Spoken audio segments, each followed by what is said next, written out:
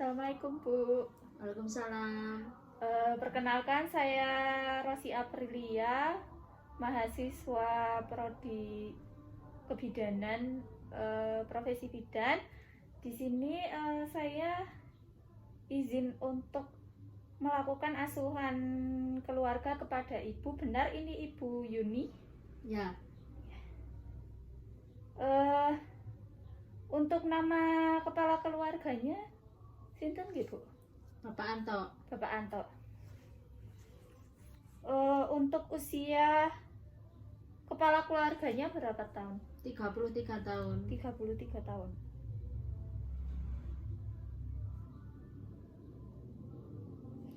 Untuk agamanya Islam ya, Bu? Islam. Ibu dan Bapak asli Jawa. Ya, Jawa. Untuk pendidikan terakhir Bapak SMK. SMK. Untuk pendidikan terakhir Ibu SMA. SMA. Mohon maaf, saya izin menanyakan untuk penghasilan per bulan, apakah cukup untuk memenuhi kebutuhan sehari-hari? Cukup. Cukup. Untuk pekerjaan dari bapaknya, pekerjaannya apa ya, Bu? Buruh. Buruh. Kalau Ibu sendiri? Ibu rumah tangga. Ibu rumah tangga.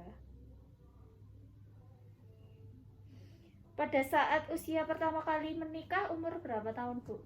Umur 21 tahun. 21 tahun. Di rumah ini terdiri dari Ibu, Ya, terus Bapak sama anak 2. anak 2. Untuk anak yang pertama itu usia berapa tahun, Bu? Usia 5 tahun. 5 tahun. Cewek apa cowok? Cewek. Cewek. Kemudian yang anak kedua Umur 3 tahun. umur 3 tahun. Cewek juga. Cewek. Untuk sekarang anaknya sekolah. Yang besar sekolah TK kecil. Yang besar, yang pertama sekolah TK kecil, yang kedua PAUD. kedua PAUD. Semuanya dalam keadaan sehat ya, Bu? Ya. Baik Ibu, Bapak maupun kedua anaknya.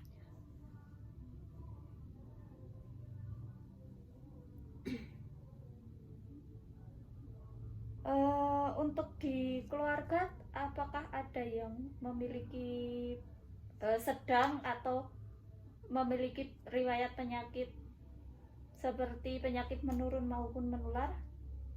Penyakit asma. Ya, seperti penyakit jantung, kemudian hipertensi, tekanan darah tinggi, kemudian penyakit gula.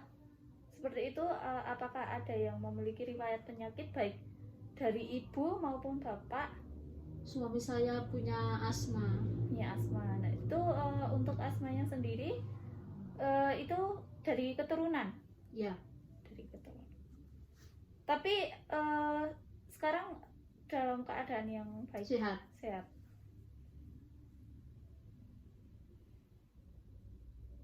Sekarang ada keluhan tidak, Bu? Yang apa? Sekarang ada keluhan tidak? Saya? Heeh. Enggak ada. Tidak ada. Kemudian untuk di keluarga ada yang merokok? Ada suami. Suami merokok. Kalau selain suami? Enggak ada. Tidak ada. Kemudian sering minum obat-obatan tertentu? Kayak kan asma terus minum obat tertentu enggak? Suami ada. Ada. Berarti rutin kontrol ya, Bu? Enggak rutin, tapi Enggak. pasti beli obat di apotek. Oh iya. Kemudian kalau Ibu sendiri sering minum minuman seperti jamu? Enggak. Tidak. Untuk pola pemenuhan kebutuhan sehari-hari, makannya berapa kali, Bu? Untuk dalam satu keluarga itu 3 kali sehari. 3 kali sehari. Kemudian kalau nasi terus ada lauk, sayur gitu, komplit. Ya, paling nasi, sayur, lauk.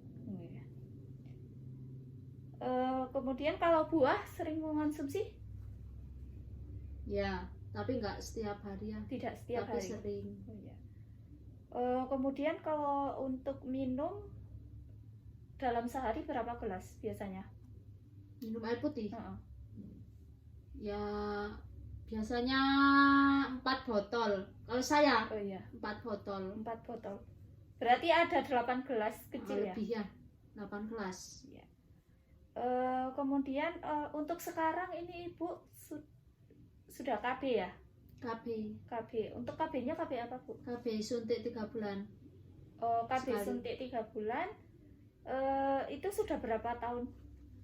Sudah 2 tahun. 2 tahun.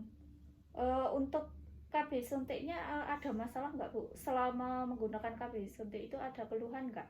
Tidak pernah menstruasi. Oh iya. Sama sering pusing. Sering pusing-pusingnya itu sudah berapa lama Bu? Ya, sering pusing. Sering pusing. Oh. Berarti masih mau menggunakan KB suntik atau mau pindah saja? Rencana mau ganti. Rencana mau ganti. Gantinya pengennya ganti apa Bu? Ganti IUD. Ganti IUD. Kemudian sekarang Ibu sudah tidak menyusui ya? Tidak. Kemudian di dalam keluarga ini kalau dalam mengambil keputusan biasanya dari siapa Bu? Berdiskusi. Berarti melalui musyawarah ya? Oh. Kalau dalam keadaan yang emergensi? Keadaan apa? Emergensi. Oh, emergency. Kenapa? Yang mengambil keputusan biasanya bisa saya. Oh, Ya. istri ya? Ya. Oh ya. Kemudian dalam sehari-hari, kehidupan sehari-hari biasanya komunikasinya dengan menggunakan bahasa apa Bu? Bahasa Jawa. Bahasa Jawa. Seluruh keluarga beragama Islam semua ya? Ya. Untuk di dalam keluarga memakai jasa asuransi seperti BPJS? Punya BPJS? Ada. Ada. BPJS-nya aktif ya? Aktif.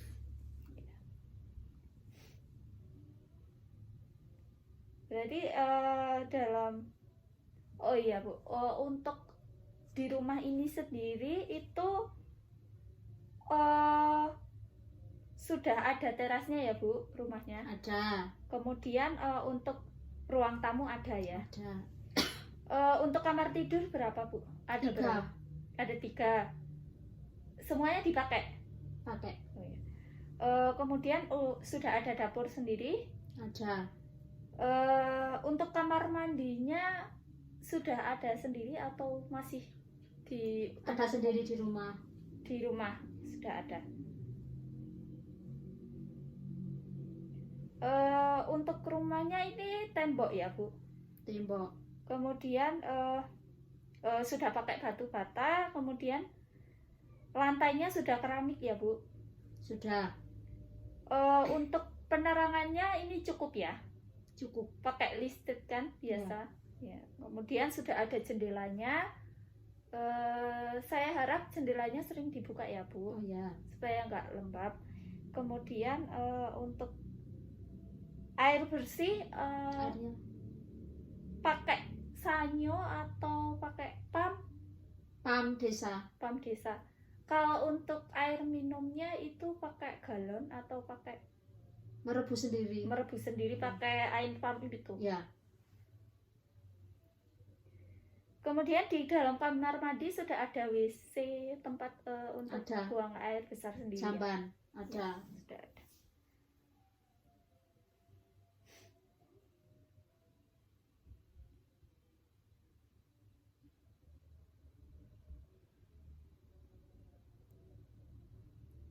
Kalau untuk makan makanan yang sehari-hari dikonsumsi ibu masak sendiri atau beli biasanya? Masak sendiri. Masak sendiri.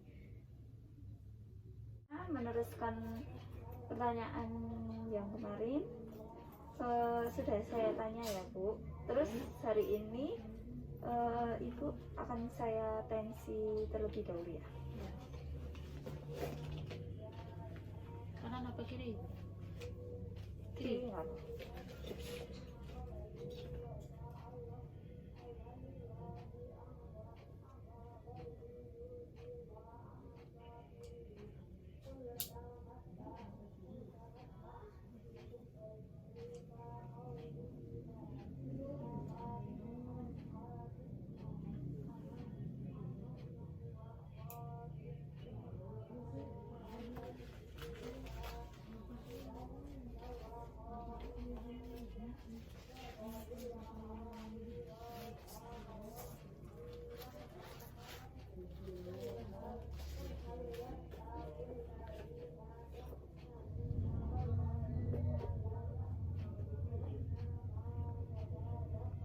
Yang lemes ya.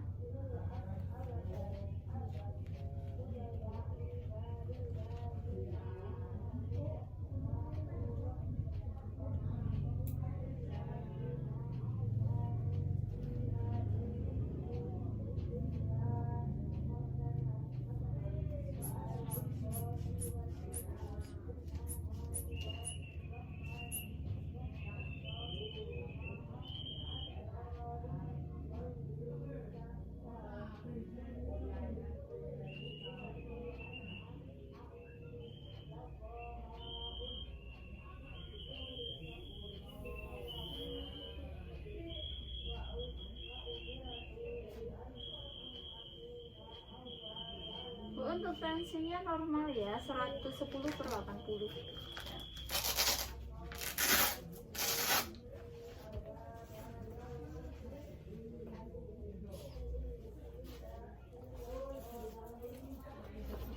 Kalau berat badan terakhir kemarin ditimbang berapa? Berat badan saya 55. 55.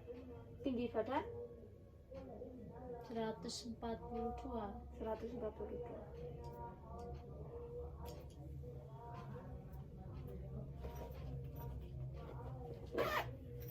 Ibu terkait kemarin yang ibu ini tanyakan, itu masih bingung cara ganti cara dari suntik ke IUD ya.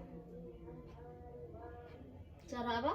Dari Ibu kan kemarin bilang kalau KB suntiknya itu kurang cocok karena terlalu jadi pusing kan. Nah, saran dari saya adalah KB-nya diganti KB yang non hormonal. Jadi KB non hormonal itu berbeda dengan KB yang hormonal. Kalau yang hormonal itu dia kan dimasukin obat gitu Bu, tapi kalau yang non hormonal itu dia bisa mengurangi pergerakan dari sperma itu sendiri. Nah, itu bisa menggunakan yang non hormonal, itu salah satunya IUD.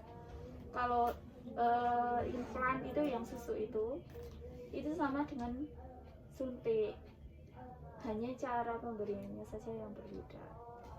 Tapi kalau yang IUD itu kan dilakukan pemeriksaan dalam terlebih dahulu.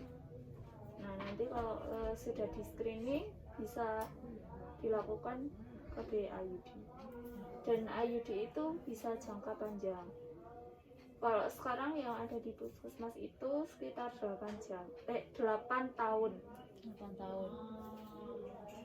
Nah, sehingga ibu tidak perlu sering-sering untuk ke puskesmas atau untuk suntik seperti itu, karena untuk masanya itu sampai 8 tahun. Kemudian untuk pengecekannya pun bisa dilakukan sendiri. Kalau udah dipasang nanti paling kontrolnya itu sebulan sekali. Terus kalau mengecek sendiri itu bisa dilakukan dengan sendiri, misalkan habis habis masa haidnya. Kan kalau IUD itu berbeda dengan suntik. Kalau suntik itu dia cenderung lebih ibu tidak haid seperti itu, atau haidnya itu hanya sedikit seperti itu dan tidak teratur. Tapi kalau pakai IUD itu haidnya teratur.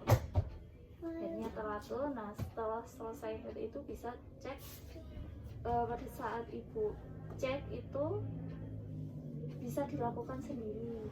Caranya itu ibu memasukkan jari, kemudian diraba apakah di situ masih ada benangnya atau tidak.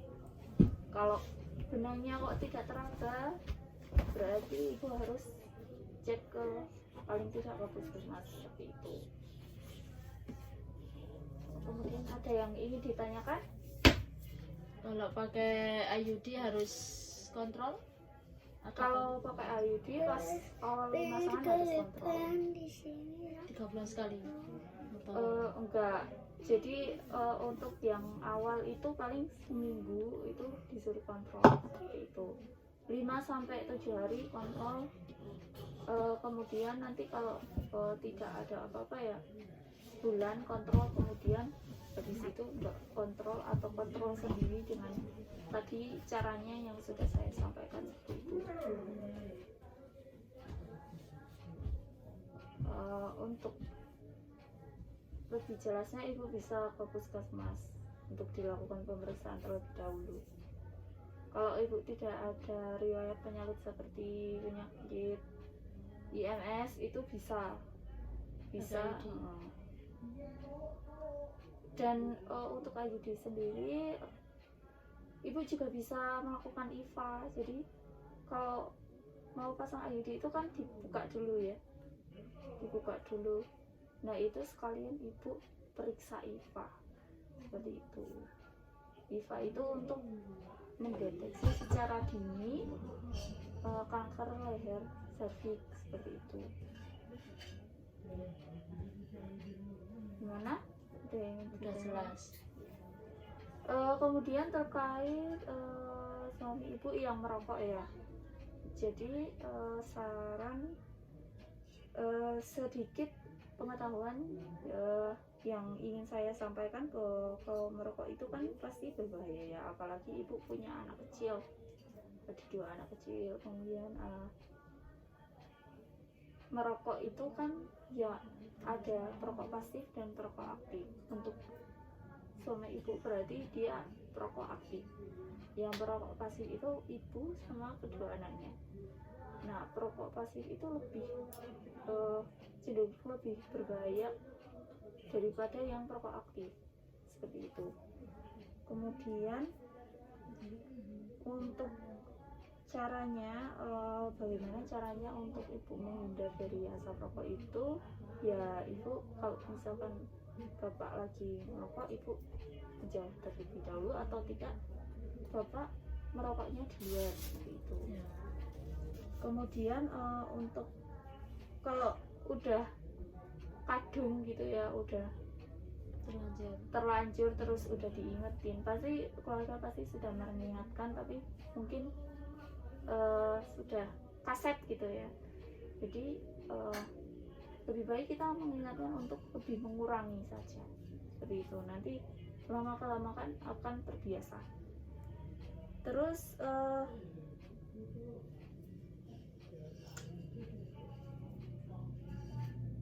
lebih banyak ibu cari tahu ya, untuk di internet kan sekarang udah banyak info-info yang mudah untuk untuk ibu ketahui gitu loh. Kalau ibu bahaya merokok itu apa saja sih, nah itu ibu bisa searching di Google seperti itu. Nanti kalau ada yang sekiranya masih bingung, ibu bisa tanyakan kepada saya melalui WhatsApp seperti itu.